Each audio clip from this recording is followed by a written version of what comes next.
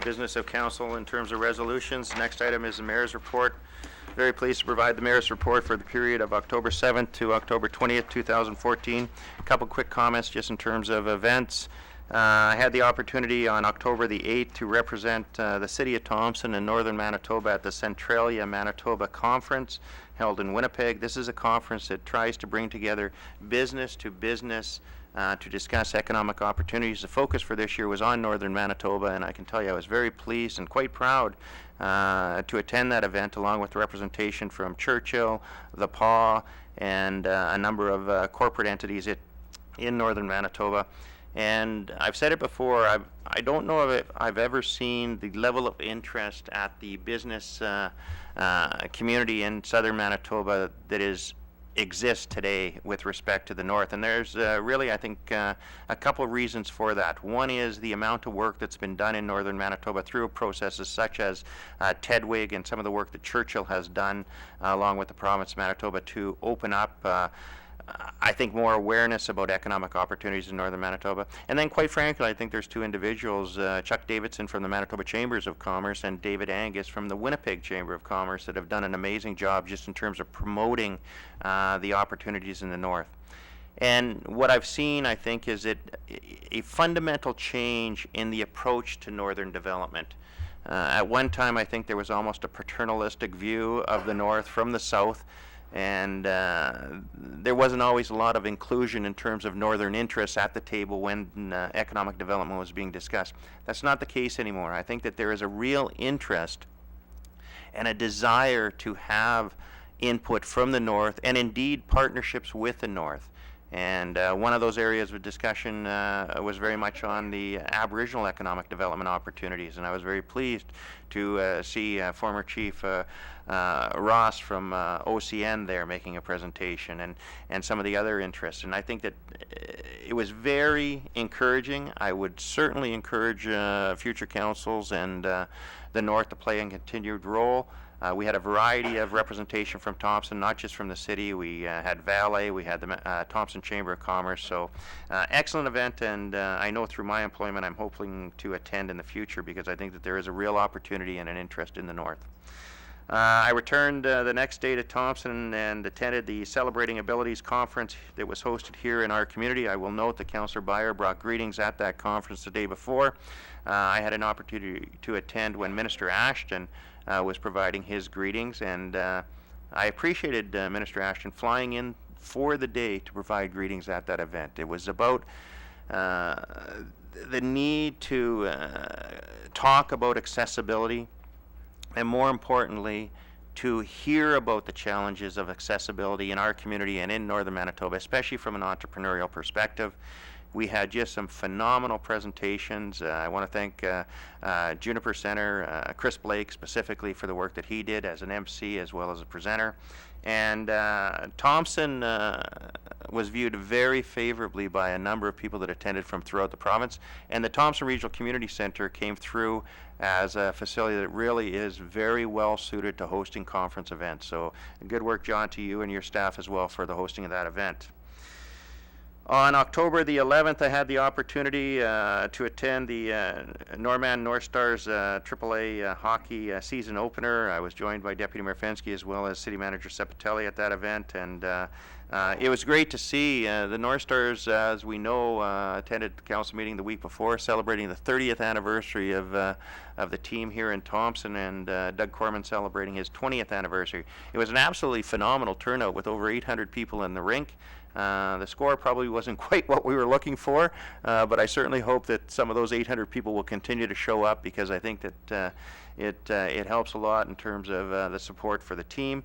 Again, I want to acknowledge the volunteers, the sponsors, the parents, the players, and everyone involved in terms of carrying on that great tradition of the Norman North Stars. Encourage people to get out, not this weekend, but the weekend following in terms of their next home games. On October the 15th, I had the opportunity to present the second key to the city in roughly about 2 weeks for myself. I think I had presented 3 in the previous 7 years and 2 in the last 2 weeks. And I feel pretty good about that. The last key was presented to Red Sangster, and Red is an icon here in our community. I presented the key in recognition of his tremendous commitment to the advancement of recreation and sport in our community. And again, I was joined by Councillor Locker, and thank you for helping make that presentation, Deputy Mayor Fensky and City Manager Sepatelli. And again, this one was an important one for me. I grew up in this community playing sports, recreation, in facilities that were provided for me. I always tell the story that I'm roughly the age of Thompson, a little bit younger, and I never knew we were a brand new community. I never fully understood that, but it was created for us, and it was because of the efforts of volunteers that was possible, and Red was one of those, and so recognition of that, and quite frankly, excellence in sport, whether it was hockey with the Thompson Hawks, or baseball with the Thompson Reds, and all the minor sports that were played as well. I think that there was a tremendous commitment. And then the other one, quite frankly, is again, I go back to our UCN discussions, and you know, there was a real fear in this community about what would happen with that ball diamond. And there was a real potential loss of a major economic developer. But you know, throughout that whole course of that time, Red Sangster and myself met on a regular basis. And that was important, to have that dialogue and make sure there was an understanding. And I made the promise then, and I made it to him again the other night, there will always be a Red Sangster ball diamond in Thompson.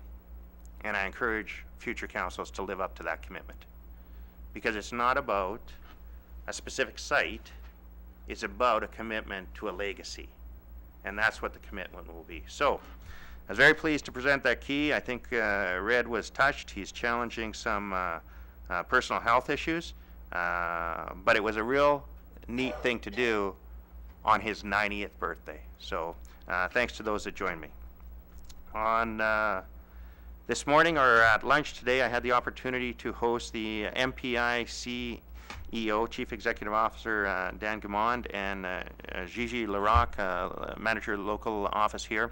And this goes back to when Council approved that I travel to Winnipeg to meet with the CAOs of the Crown Corps. An opportunity that had not been extended, as far as I'm aware, to any other municipality in northern Manitoba. And we had the opportunity to meet with the CAOs. And it was a real opportunity to talk about the opportunities again in the north. And coming out of that, Mr. Gamond had indicated that he was going to be traveling north and wanted to talk about some of the initiatives that they're doing at MPI in terms of improving traffic safety and some of the successes that we're having. And so I was very pleased to have that conversation. Again, Deputy Mayor Fensky, as Chair of Public Safety, we talked a little bit about some of the initiatives, whether it was street cleaning, sanding, adding crosswalks, adding lighting in terms of addressing public safety. And one of the things that we committed to do today, and I would again encourage the council to follow up on this, is having the discussion by taking a look at their data and their facts and what we're doing in terms of our street renewal and repairs. And it was quite interesting when they start to talk. They know what intersections are problems for them. They know where they're seeing the accidents. So I think that there's a real unique opportunity to work together to address those. So that was a good start for that conversation. So those are some of the events that I've had an opportunity to attend over the last little while. A couple quick ones in terms of updates. We're just about done all our capital work. There's a couple minor projects that we're finishing up. You may have noticed there's a new bus shelter on Westwood Drive on the north end. That was been put up. There's another bus shelter that will be added on Copper, which I'm very pleased, Mr. City Manager Sepatelli. I think I had made a promise to the grade 3 class at Riverside School when they came and asked for a bus shelter that we would get them one, and it's going to be built this week, so thank you. You never want to disappoint grade 3s. And the other one is we're replacing a bus shelter, I believe, up on Brandon Crescent as well that had been damaged. So that's the work, as well as you may have noticed some work at the intersection of Thompson Drive North and Cree Road. This is an interesting one, and we had a discussion today with MPI. We are adding a crosswalk at that site, but this is a little different. We're adding a solar-powered crosswalk at that site. And the reason we're doing that is, you may have recalled the addition of the crosswalk at the post office. the amount of time it took and the incredible cost it took to install that. And we believe by moving to the solar powered type, not as expensive, certainly to install as well as to maintain. We've haven't invented this idea. We stole it off the town of Steinbach, or I guess I got to call them a city. They're now bigger than us. Anyways, the city of Steinbach used it, and so we've taken it from them, and we're pretty confident it's going to work. So I think that's pretty much the capital work, and then we're done. So, look, I'm going to change it up. I'm not going to go around the room and ask people if they attended anything else. I've covered enough, I think. And believe it or not, this is our last meeting. 8 years I've been in this chair. Everyone here today has been here for some, a variety of other ones, and I know that people may want to share a few words. I'm not incredibly emotional on things like this, so I'm going to be very brief. I would suggest that I know people will want to say a lot. Please be cautious. There's an election in 2 days. I want to make sure that we aren't bordering on any politics. I know many people here are running again, and you may have a chance to talk in the future, and I wish you all the best, and I wish you all the well in your efforts to remain here. But there's two people that I want to address specifically from a council point of view. And first, Councillor Lafreniere is completing her second term, 8 years on council. Shar, I want to thank you for your effort. I want to thank you for your passion. It's been clear. I have been absolutely amazed by your growth over those 8 years, by your willingness to learn, and by your desire to bring forward the issues of importance to you. You've done a tremendous job. I really respect what you've done. You've stood up for your principles. You've stood by your values, and that's not always easy when that camera's on behind you, but you've done that, and you're to be commended for that, and I thank you very much for your efforts. Councillor Locker, 25 years. We did the math today, and we were looking at it, and I've got it written down here because I had to actually write it down so I wouldn't forget it. 1989, 7 terms, and that's just her time as a councillor.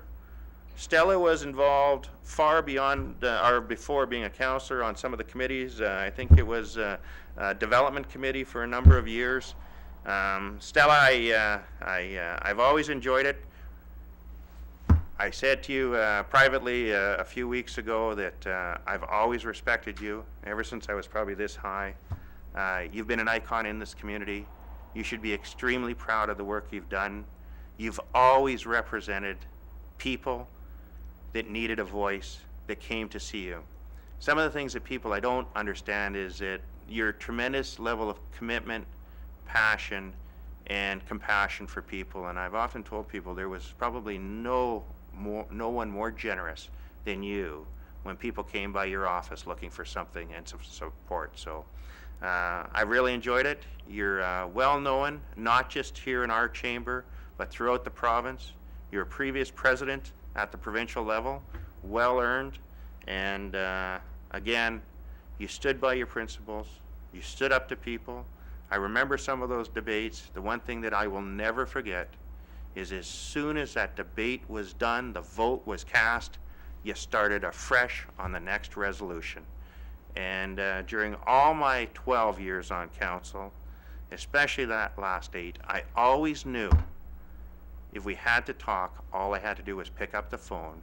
You would always answer, and you would always give honest advice, even if it wasn't necessarily something we could agree.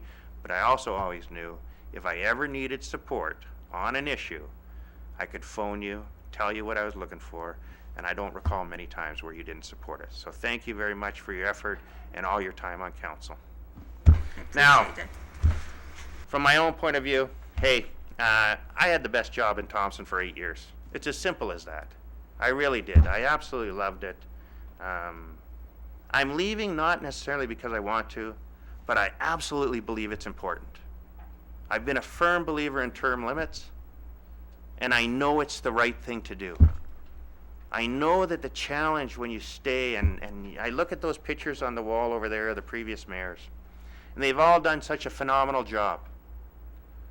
But so many of them have been challenged because over time you're not going to make everyone happy. You can't do it, and you shouldn't do it, because that's not the job. The job is to do what you believe is best for the community and to provide the guidance to council on the framework in which to get it done. And I can't tell you here, as well as the public, how much I've appreciated the opportunity. I am a diehard Thompsonite. I'm not going anywhere. I have no other ambitions other than to continue to be a good resident in this community and to contribute to the community. I want to thank everyone around this table in terms of their support. I specifically want to thank our administration, Mr. Sepatelli, your efforts, all our staff. It's an interesting thing.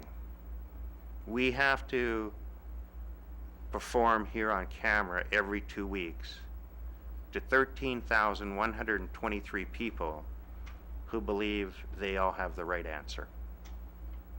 And I know how tough it is for administration. You've handled it extremely well.